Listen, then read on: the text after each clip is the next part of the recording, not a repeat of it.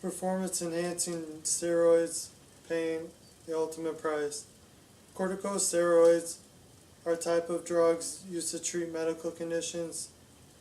Anabolic steroids are drugs to replicate human sex hormones like testosterone and estrogen, which are taken illegally and often abused to alter one's physical appearance. And you can get that information from 11factsaboutsteroids.com. Hello, my name is Spencer Burke, and in this speech I will discuss how the short-term goals of steroids use will not outweigh the lifelong negative impacts. I will be going over the topics of personal and health risks for users and professional athletes who have used them, the laws that govern the use for anabolic steroids, and the methods of use and terminology associated with them. Men and women develop different health risks that affect their everyday life. Women will develop a deeper voice, baldness, infrequent or absent periods, and increased body hair. Men develop prominent breasts, shrunken testicles, baldness, infertility, and prostate gland enlargement. Both genders may experience depression, mood swings, nervousness, extreme irritability, delusion, and aggression. Next, we will talk about professional athletes who have taken steroids and received penalties. Alex Rodriguez of the New York Yankees was suspended the entire 2014 MLB season and was only allowed 11.5% of his contract money that year, and he could possibly not end up in the Major League Baseball Hall of Fame.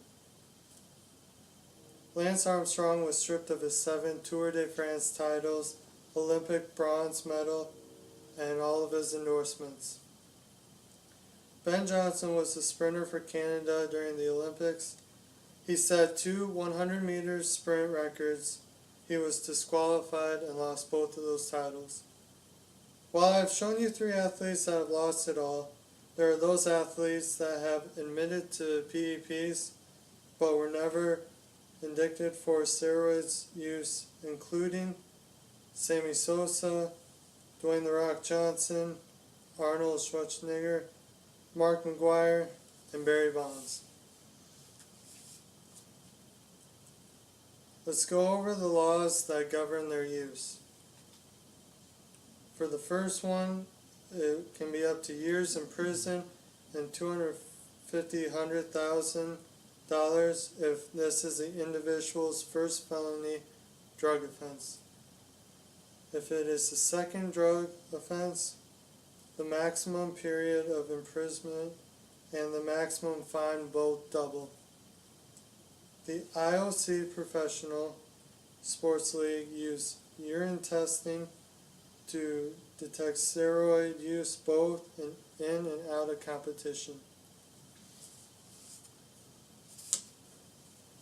Next, I will cover the method of use for anabolic steroids.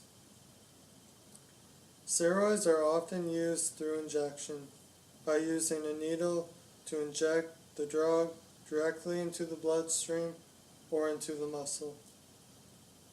There are also pills or gel tablets that are taken orally, or creams that are rubbed directly onto the user's skin.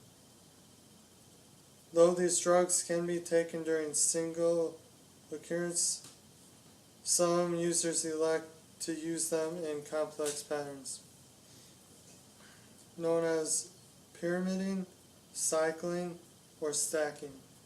In each of these 3 methods, the doses can range from 10 to 100 times higher than those prescribed for medical conditions. And while they thought to provide superior results, the perceived effects have yet to be proven successful. I would like now to cover the terminology associated with anabolic steroids. Some slang terms would be juice, roids, fakes or basement drugs for counterfeit or fake steroids. And then some slang terms for the use and users would be bulking up or juicing, that means using the steroids, roid rage, episodes of rage, aggression, and or violence after taking them for so long. And then juiced up or freaky, a person who is very large and is thought to be using steroids compared to the normal population. Blending would be using steroids with other drugs. Doping would be steroids that are just used specifically for athletes and anyone trying to get an advantage. And then stacking is a combination of anabolic steroids, often in combination with other drugs. Cycling is taking multiple doses of steroids over a specific period of time, stopping for a while and then starting them back up again, so it tries to level out the body for the future with less risk. Pyramiding is when users slowly start to use them and then increasing the numbers of drugs used at one time and then start to go up, using them more frequently. They reach a peak at mid-cycle and gradually tapering the dose towards the end of the cycle. Now let's take a quick assessment of all the negative effects anabolic steroids have on people. Steroids can end up ruining your life, ruining your body, take away everything you have ever earned, and could possibly land you in jail.